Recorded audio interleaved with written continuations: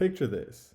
A country raises its flag, signs trade agreements, builds railways, satellites, data centers, but the money in your pocket printed somewhere else.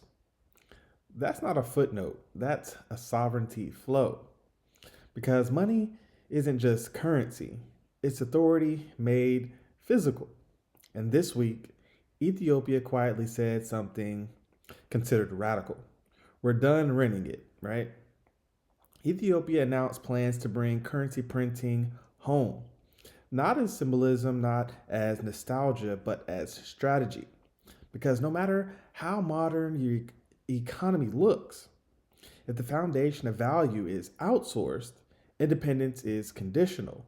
And remember, if you want more Africa First stories the Western media ignores, hit subscribe. We don't chase the headlines, we chase the truth. And by the end of this video, you'll understand why controlling money, paper or digital, is one of the last unfinished chapters of African sovereignty, and why Ethiopia's move matters far beyond just ink. So let's ground this, right? Ethiopia, one of Africa's largest populations, has long relied on foreign security partners to manufacture its banknotes. And Ethiopia isn't alone. Across Africa, many countries still print their currencies abroad. In fact, most. Some in Europe, some through legacy colonial arrangements, some through private security firms. Most citizens have never even heard of, right? Meanwhile, only a handful of African states, such as South Africa, Nigeria, Egypt, and Morocco, maintain full domestic currency printing capacity. So here's the uncomfortable truth, right? Africa has political independence, right? But often rents the machinery that enforces it. So some nations can host global summits, but still need international shipping labels to receive their own money. And that's not failure, that's unfinished sovereignty, right? And Ethiopia is now asking the question most countries are avoiding. Why is the most sensitive paper in the economy still someone else's product? So, people think that, this headline means that Ethiopia is just posturing, flexing pride, clinging to paper in a digital age. And that's a very shallow analysis because currency printing is high security manufacturing. It involves substrates and inks and anti-counterfeit microtechnology, chain of custody protocols, right? Timing, secrecy, and crisis response. So when it's outsourced, so is security, scheduling, emergency flexibility, and institutional knowledge. Across parts of Africa, entire currency systems still depend on external production pipelines, meaning that the authority over value creation is structurally external. So they've told Africa to build institutions while most of our basic institutions, money, is outsourced like customer support. And the flag is identity. Borders define territory, but money, it enforces power. And currency answers one question: who governs value here, right? If the answer isn't fully that nation's, then sovereignty is incomplete, no matter how modern the economy may look. So let's pause this, right? Because this is where weak thinking can collapse, because printing your own money does not mean flooding the streets with cash. That assumption is, should be colonial thinking, recycled.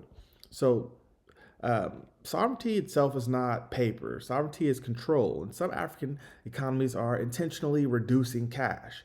So if your system is built on mobile money rails, national digital ID, real-time settlement, central bank regulated fintech, then printing paper or printing less paper isn't a weakness, it's design. So Kenya didn't lose sovereignty by digitizing payments. Rwanda didn't lose sovereignty by reducing cash. And Nigeria didn't lose sovereignty by experimenting with digital currency infrastructure. They relocated where the value lives. And power here is, showing that, some of these other analysts are going to say, print your own money and think Africa is rewinding history. No, Africa is deciding which century it wants to command. And the rule, remember it, right? Sovereignty isn't whether value lives on paper or code. It's whether you control issuance, settlement, regulation, and data. Control the system, and then you're sovereign. So why does Ethiopia's move matter even in a digital age, right? Because Ethiopia is saying before we go fully digital, we secure the physical foundation, right? And that's not backward, that's layered sovereignty. You don't build a digital future on a red base. So Ethiopia is investing in security manufacturing knowledge, institutional depth, crisis resilience, long term autonomy, right? So whether the future is cash heavy, cash light, or cash optional, authority stays in Ethiopia. So, paper's optional, control is not. So this does have some consequences. Economic resilience, right? So when crisis hits, counterfeits, redesigns, liquidity shocks, domestic capacity means response without permission.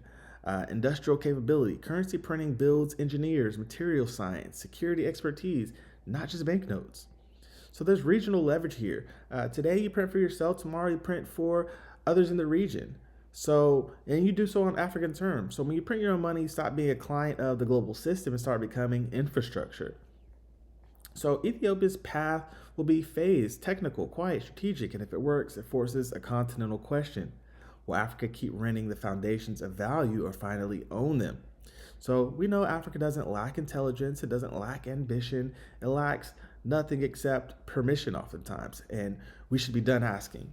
So, one final truth that I'll leave you guys here with is a nation that cannot control how value is issued on paper or on screen is always one system update away from humiliation. So, mashallah, that's your African insight for today. Please don't forget to like, comment, and subscribe because I'm Mr. Empower TV.